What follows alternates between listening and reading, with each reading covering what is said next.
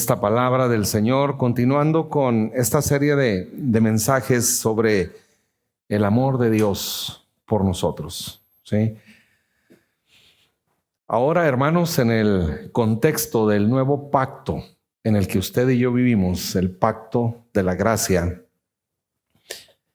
sigue vigente nosotros amar a Dios.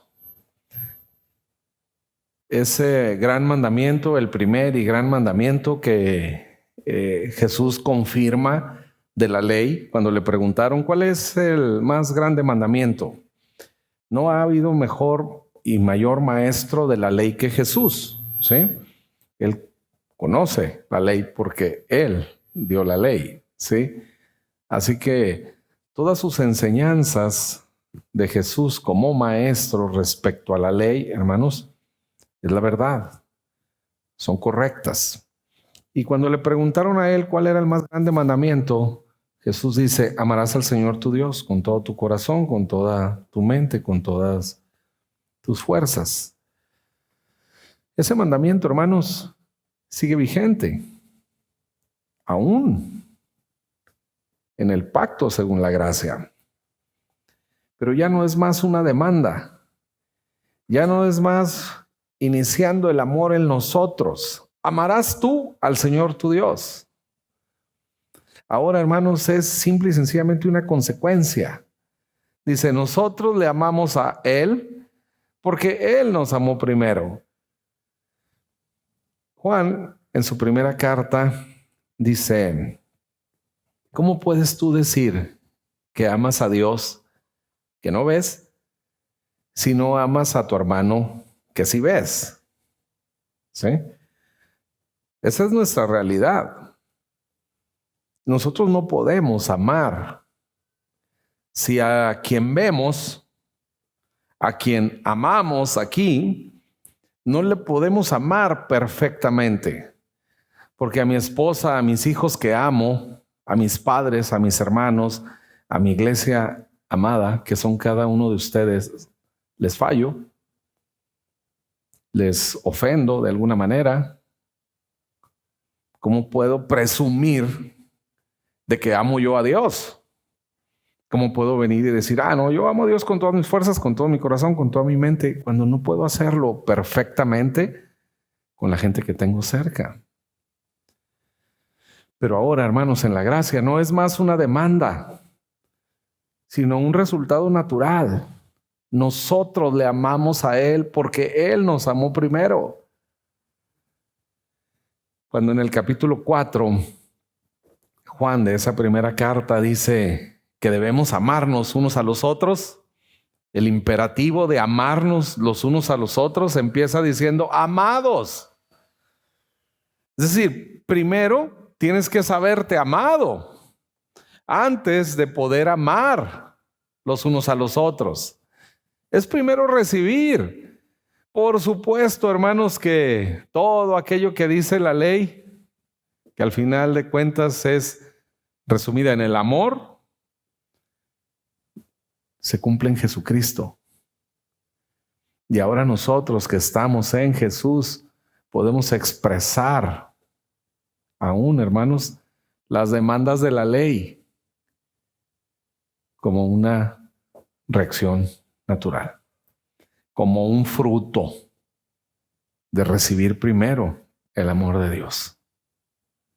Por eso dice, no améis al mundo, ni las cosas que están en el mundo. En la primera carta, capítulo 2, el verso 15, lo dice Juan así: no amen al mundo, ni las cosas que están en el mundo. Eso es un imperativo. ¿Es un mandamiento? Sí. Pero si nos quedamos solamente con eso, entonces sería una demanda. No amen al mundo, ni las cosas que están en el mundo. Y lamentablemente, dentro del contexto de la iglesia cristiana, encontramos mucho esa demanda.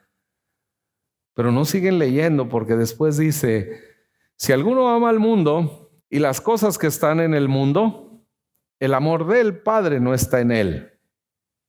O sea, la consecuencia de no saberse amado es amar al mundo y las cosas del mundo. Y no se refiere solamente a las cosas perversas y malas del mundo, hermanos. Se refiere a los sistemas, aún a las cosas buenas del mundo. Porque nosotros, hermanos, no hemos sido llamados a escoger entre lo bueno y lo malo. Cualquier persona sin Cristo sabe distinguir entre lo bueno y lo malo. Deciden lo que quieran. Pero decidir entre lo bueno y lo malo, hermanos, cualquiera lo puede hacer. La vida cristiana, el Señor nos llama a elegir de lo bueno lo mejor, como es el caso de lo que usted eligió hoy. Pudiéramos estar haciendo cosas buenas en casa, reparando el cortocircuito, la fuga de agua, lo que sea, que tantas veces nos ha dicho la señora que arreglemos y pasan los días y no hacemos, ¿no? ¿Eso sería bueno? Sí, por supuesto que sí.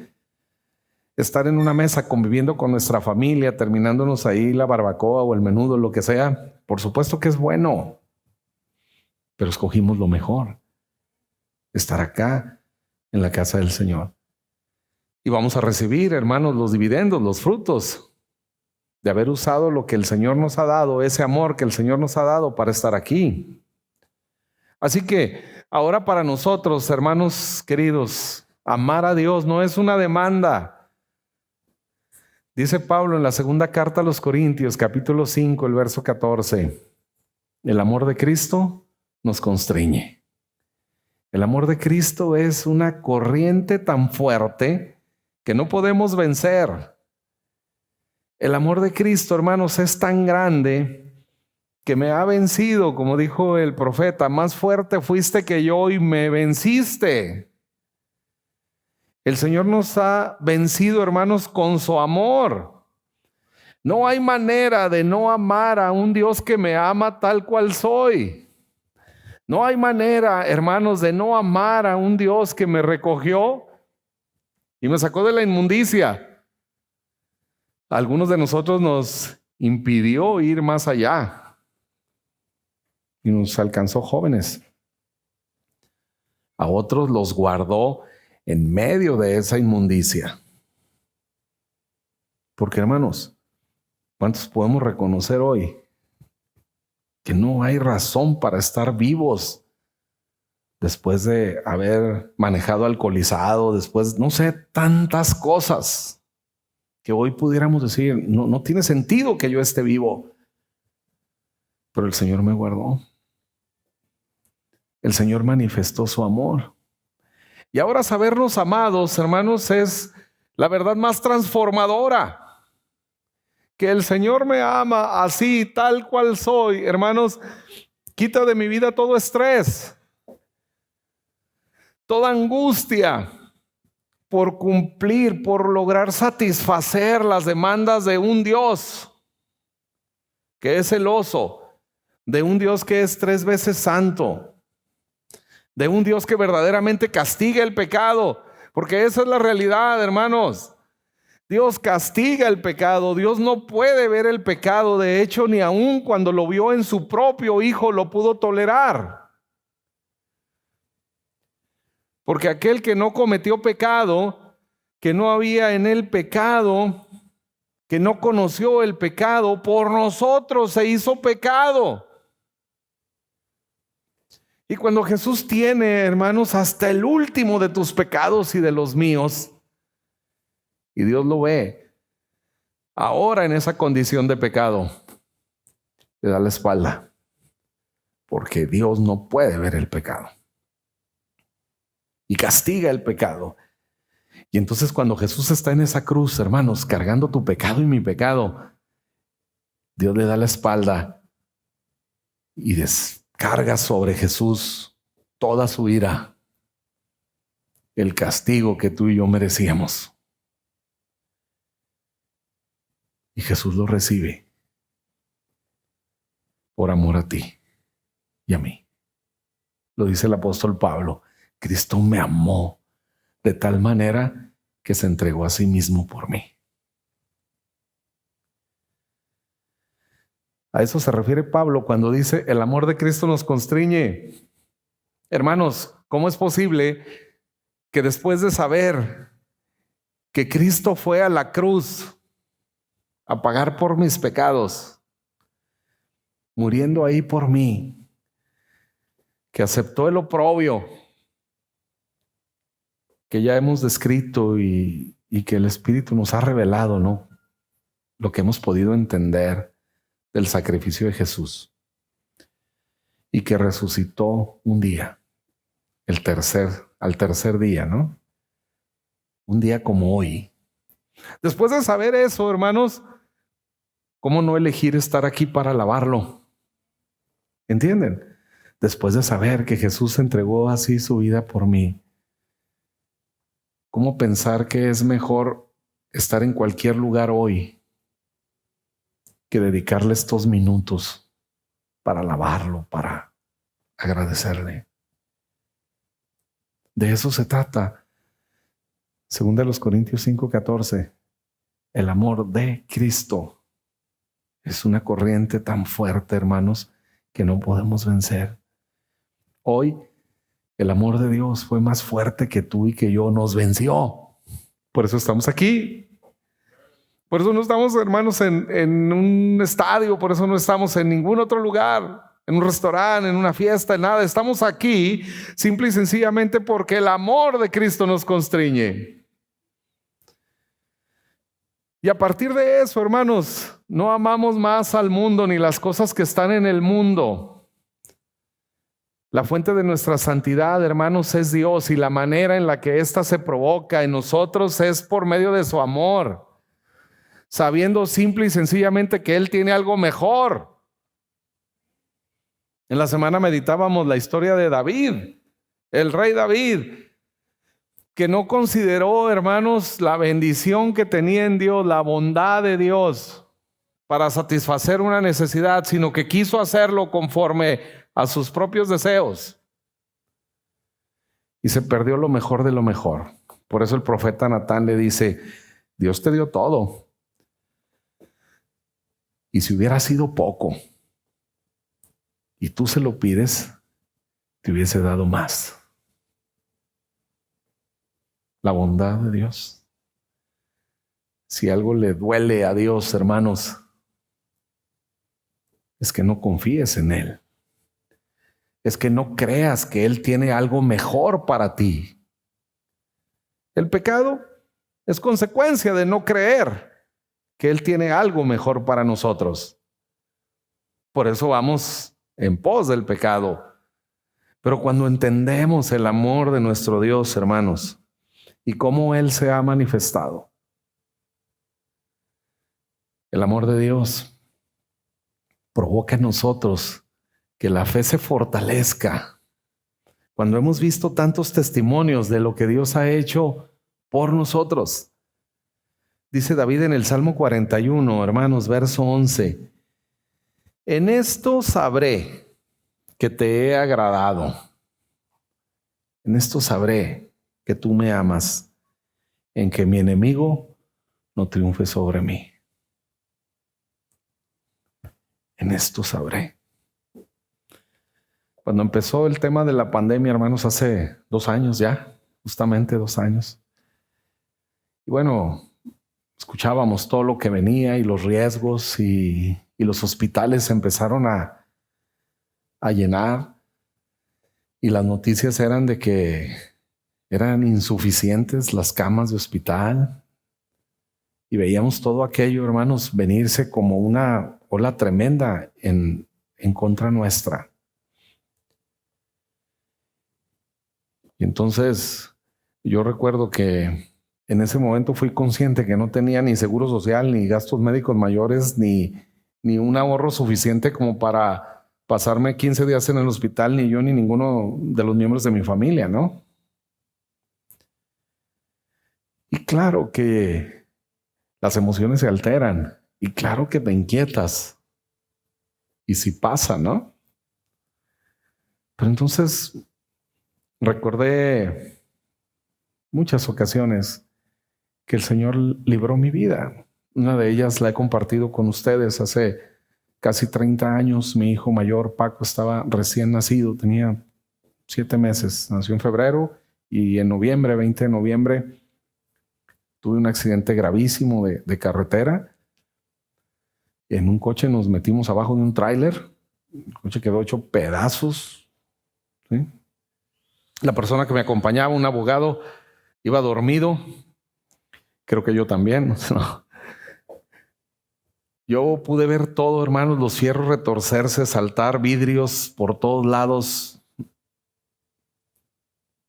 No escuché nada. Vi todo, pero no se escuchó nada. Estábamos en una especie de burbuja, ¿no? Al grado que el abogado ni siquiera se despertó. Él no se dio cuenta hasta que se levanta y ve el carro hecho pedazos. Y dice, ¿cómo pasó esto? Y de historias como esas les puedo contar muchísimas, donde he sido testigo de que Dios me libró de la muerte. Así que cuando viene el virus dije, Señor, lo has hecho antes. Me has librado de la muerte muchas veces que yo me haya dado cuenta. No tienes por qué no hacerlo otra vez. Y si no lo haces de esta, no lo va a hacer nadie, Señor. No pasa nada. Nuestro querido hermano Ismael, 2 veces con diagnóstico de cáncer. Y el Señor lo libró. Y de muchas otras cosas más. Y así cada uno de nosotros tenemos nuestra historia con Dios. Por eso ahora entendemos que el Señor nos ama, porque nuestros enemigos, hermanos, no han prevalecido contra nosotros. Nuestros enemigos, dice acá, no han triunfado sobre nosotros. Y algunos de ustedes pasaron por el contagio de esta pandemia. Algunos de ustedes estuvieron en el hospital. Algunos de ustedes perdieron seres queridos por esta pandemia. Pero pasó el tiempo y ahora nosotros podemos decir, Dios, ahora veo que me amas. Ahora sé que me amas. Porque he visto cómo te manifestaste también en mí. La semana pasada hablábamos, hermanos, que juzguemos el amor de Dios solamente por la cruz. Y a partir de ahí los beneficios que recibimos. Porque ahora, hermanos, esta historia que tenemos con Dios fortalece nuestra fe. Ahora entiendo, Señor, ahora sé que te he agradado, ahora sé que me amas, porque mi enemigo no ha prevalecido contra mí. Entender la gracia, hermanos, solamente requiere una cosa: la revelación de quién somos nosotros. No es una cuestión del intelecto. Cuando hace casi 10 años, hermanos, empezamos con esta enseñanza de la gracia. Y yo le decía a Dios, ¿cómo es esto? ¿Verdaderamente así? Y empezaba a escuchar las críticas referente a esto. Porque pues yo, un pastor con una vocación tardía, un llamamiento tardío,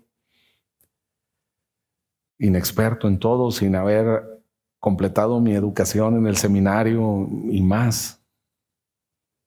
Pero el Señor empezaba a traernos esta revelación. Y recuerdo que una hermana muy querida que está con nosotros decía, bueno, ¿y por qué todos los demás predican otra cosa, no? Y yo venía con el Señor con esa misma interrogante, ¿cómo, Señor? ¿Por qué? Hasta que entendí que solamente alguien que ha fallado tanto, solamente alguien que no ha podido cumplir todos los compromisos que hizo con el Señor, solamente alguien que puede entender que es incapaz puede recibir la gracia. Todo el que quiera seguir luchando, todo el que quiera seguirse esforzando, el que crea que depende de usted, no puede recibir la gracia. No puede dejarse amar por el Señor tal cual es, por estar luchando en sus fuerzas por agradarle. Y no descansa simplemente en decir, Señor, gracias porque me amas así. Solo de esa manera podemos entender el amor de Dios, hermanos. Cuando reconocemos lo que Él ha hecho por nosotros. Y cuando lo hemos visto obrar a nuestro favor, a pesar de nosotros. En capítulo 24 de Génesis, Abraham manda a su siervo a casa de su padre a buscar esposa para su hijo, Isaac. Y entonces le dice, lo hace jurar, sí, lo envía con juramento de que no va a traer para su hijo esposa de los cananeos en la tierra que habitan, dice, sino júrame que vas a ir a la casa de mi padre. Y entonces el siervo dice, ¿y cómo voy a saber quién es? ¿Cuál es la indicada? Imagínense qué compromiso, ¿no? Que el padre mande así al siervo, ve y busca una esposa para mi hijo. Y entonces, ¿quién hace además ese mandato, no? Y le dice, ¿y si no quiere venir conmigo? Y entonces le dice Abraham, Jehová, en cuya presencia he caminado. Es decir, no está de alguna manera ensalzando su capacidad de caminar con Dios. No. Dice Jehová, a quien he visto hacer tantos milagros. Jehová, que me ha demostrado tantas veces su amor. Dice, Él enviará a su ángel contigo y hará que tengas éxito. Hará que cumplas con esta misión. ¿Qué hizo Abraham? Tener esta confianza. Dice, yo he caminado con Dios. Tenemos una historia con Dios. Por eso le puede responder así a su siervo, Jehová, en cuya presencia he andado, enviará a su ángel contigo y prosperará tu camino. Por eso David, hermanos, puede ir y enfrentar al gigante Goliat. Cuando los guerreros más diestros y fuertes del ejército de Israel no se atrevían a enfrentar a aquel gigante, llega un jovencito de 17 años y dice, yo voy a enfrentarlo.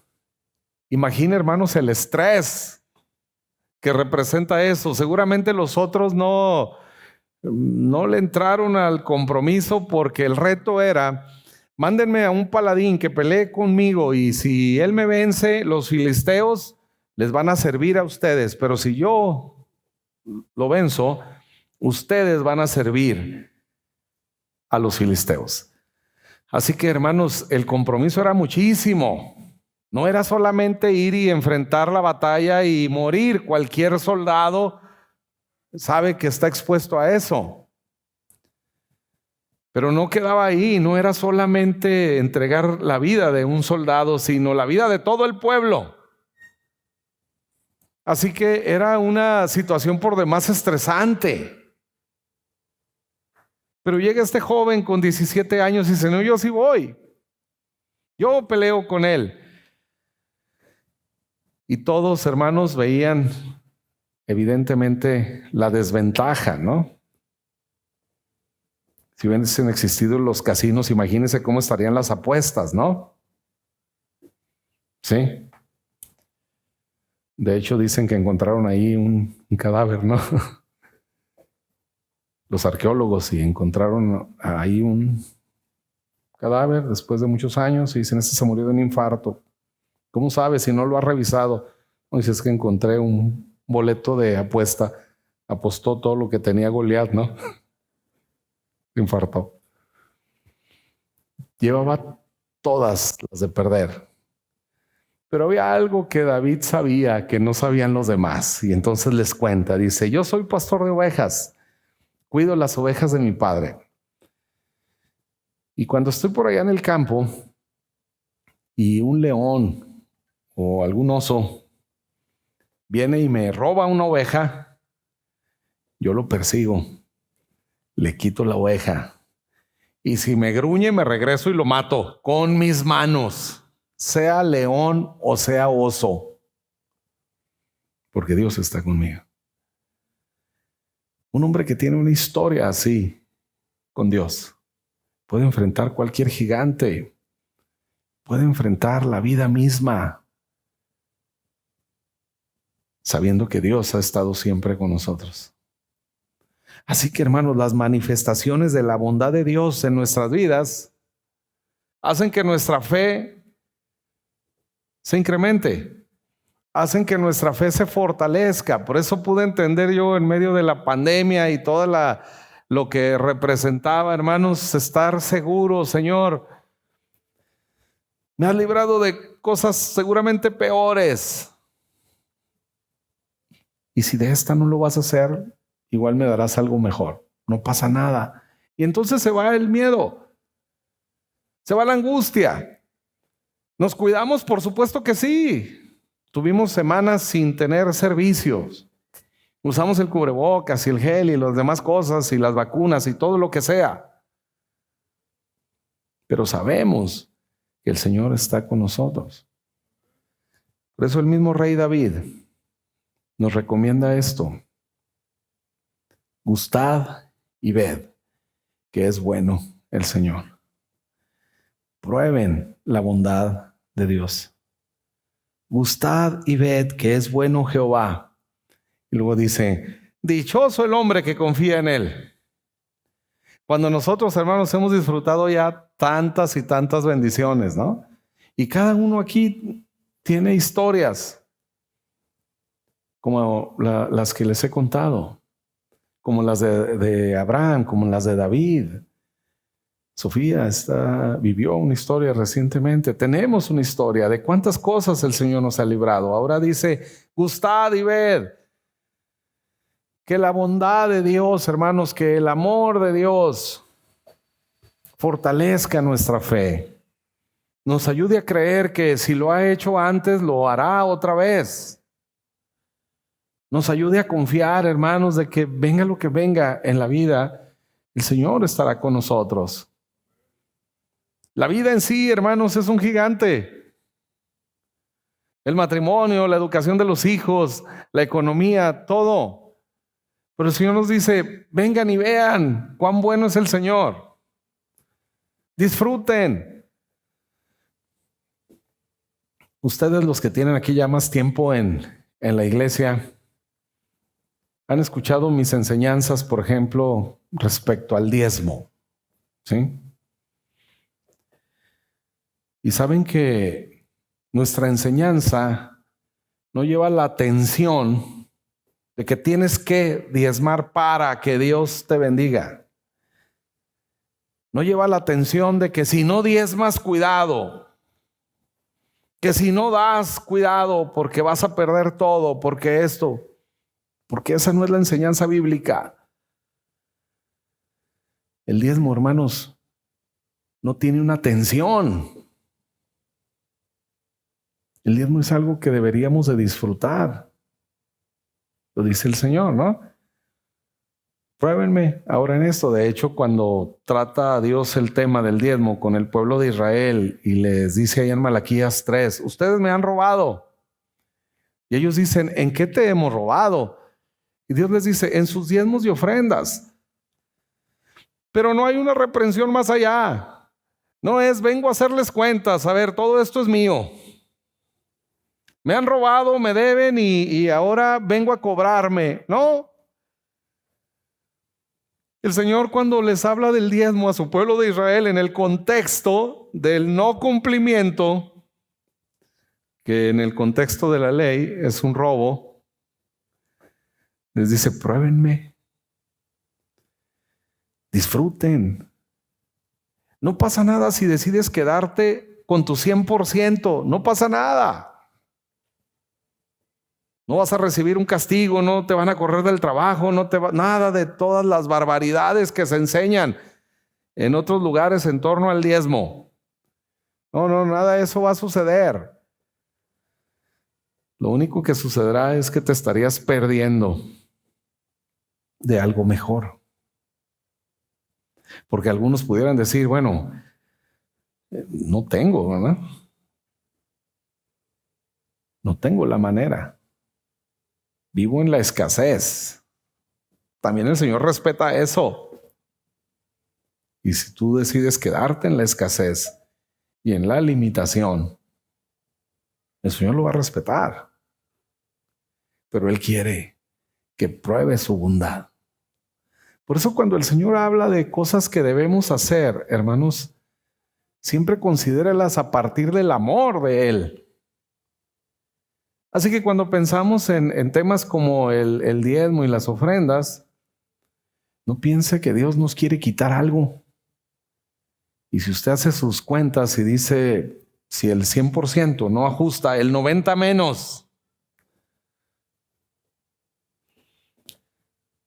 Pero David dice, disfrútenlo. Gustad y ved que es bueno el Señor.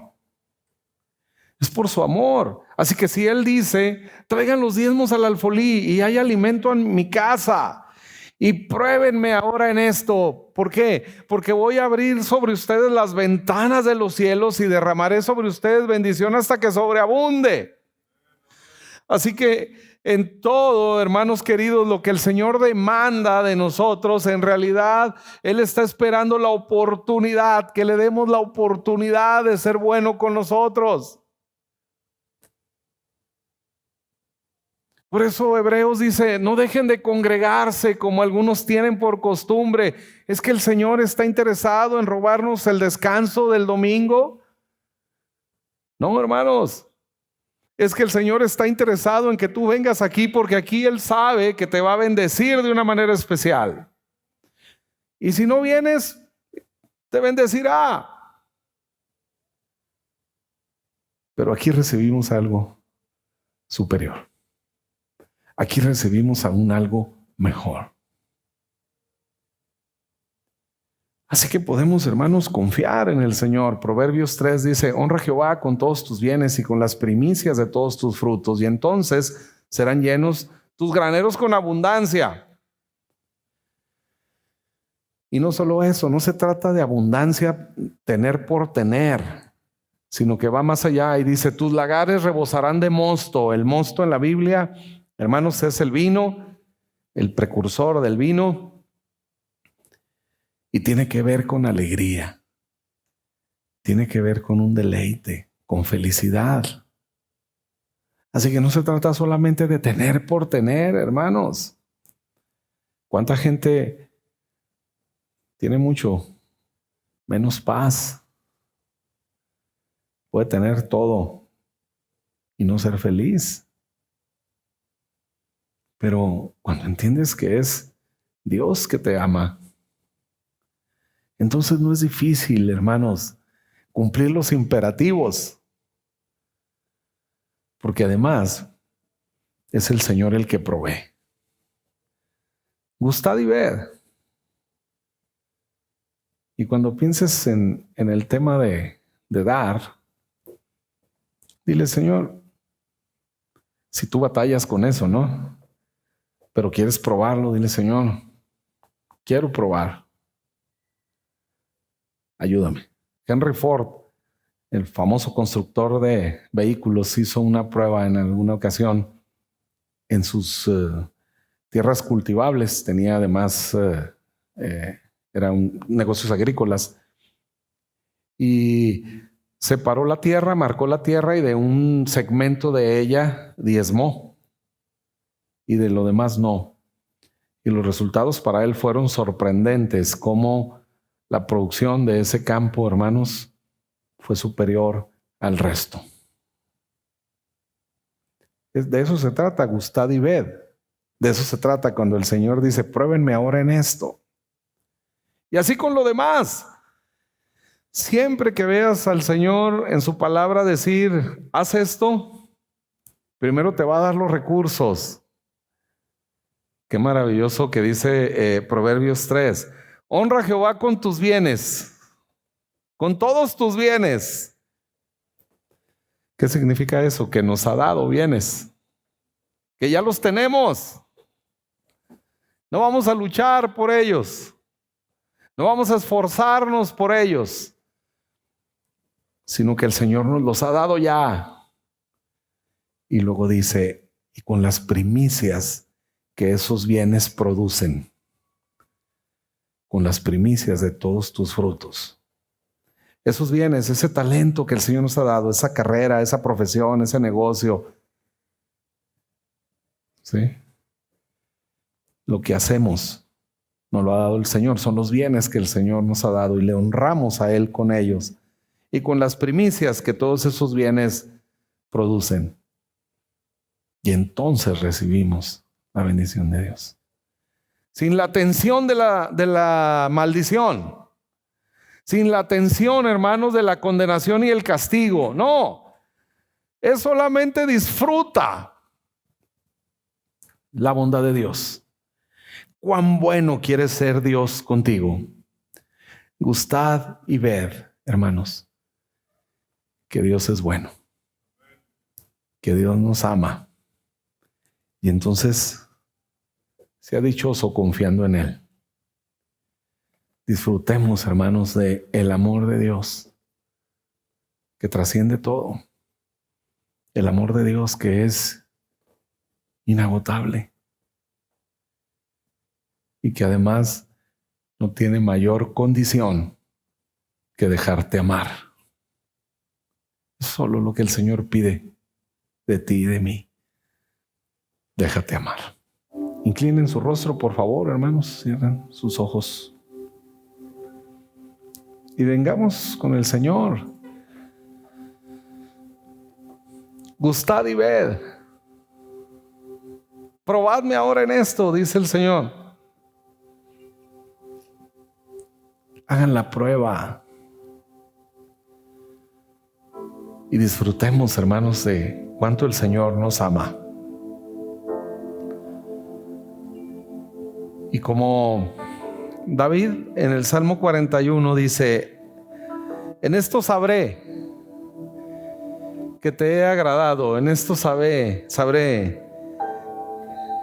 que me amas, porque mis enemigos no triunfarán contra mí, porque esta enfermedad no triunfará contra mí, porque este problema no triunfará contra mi matrimonio,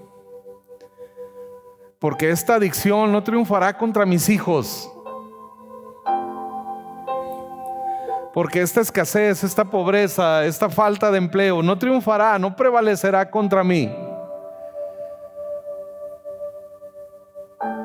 porque esta necesidad que ahora tengo, Señor, no me va a vencer, porque este pecado, porque este mal hábito, porque esta cosa que hoy no puedo abandonar no triunfará contra mí.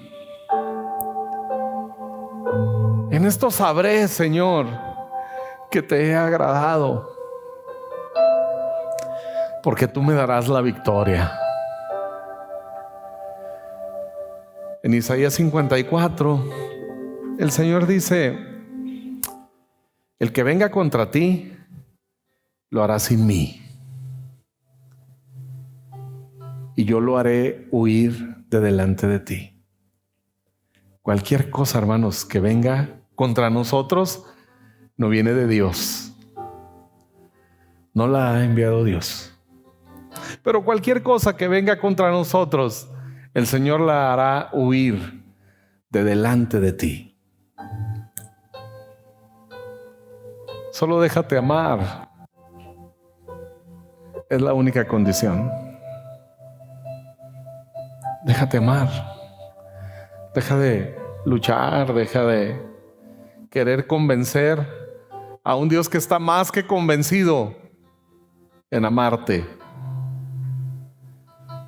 Deja de pelear por algo que Él generosamente te quiere dar.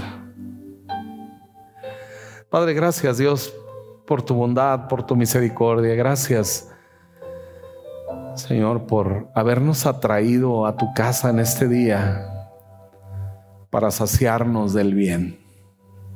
Gracias. Gracias, Señor, porque nos has atraído a ti. Porque tu amor, Señor, nos constriñe. Porque tu amor, Señor, nos impulsa a seguirte. En el nombre de Jesús queremos hoy dejarnos amar y probar tu bondad, probar que tú eres bueno, Señor, que tienes algo mejor para nosotros. Y para tu honra y tu gloria, Dios, queremos así disfrutarlo. En el poderoso nombre de Cristo Jesús. Amén.